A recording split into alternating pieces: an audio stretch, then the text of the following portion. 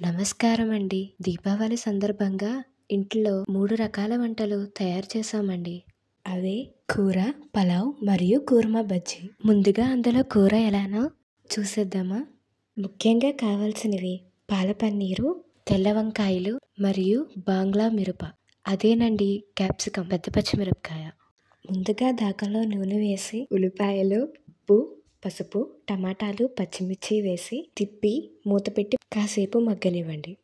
బాగా మగ్గాక కోసి కడిగి పెట్టుకున్న వంకాయ మరియు మిరప ముక్కలు వేసి తిప్పుకొని కాసేపు మగ్గనివ్వండి. పక్కన మరో దాకలో నూనె వేసి కోసి పెట్టుకున్న పన్నీర్ ముక్కలను వేపండి.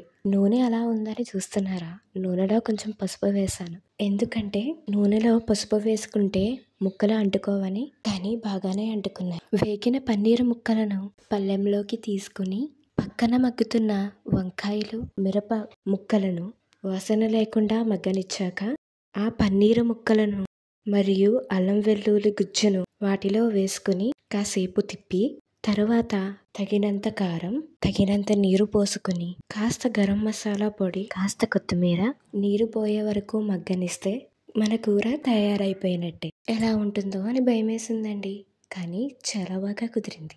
రెండవది పలావు.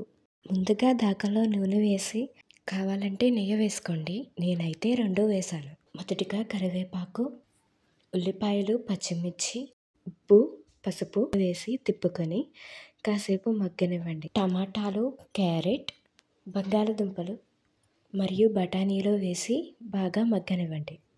బాగా మగ్గనిచ్చాక నీళ్లు వేసుకోవాలి.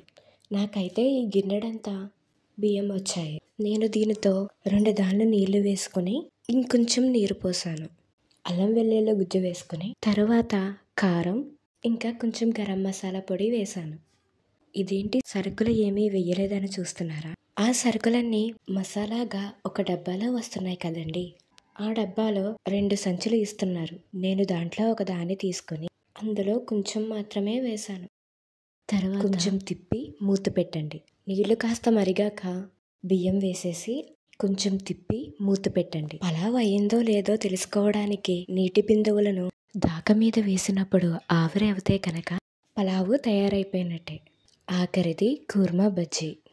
ముందుగా క్యాబేజీ మరియు బంగాళదుంపలు కుక్కర్లో వేసి మగ్గనిచ్చి ఒక పక్క గోధుమ పిండిని కలుపుకొని పిండిని చిన్నగా చపాతీల్లా చేసుకుని పక్కన పెట్టుకోండి.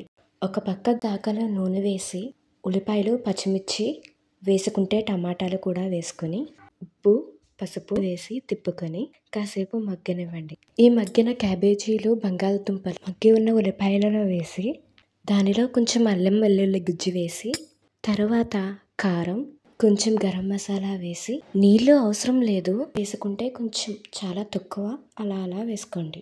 కాస్త కొత్తిమీర వేసి కొంచెం సేపు మగ్గనిస్తే కూర్మా తయారైపోయినట్టే. ఆ కూర్మాని తీసుకుని పిండిలో పెట్టుకుని మీకు నచ్చిన ఆకారంలో చేసుకుని నూనెలో వేపండి.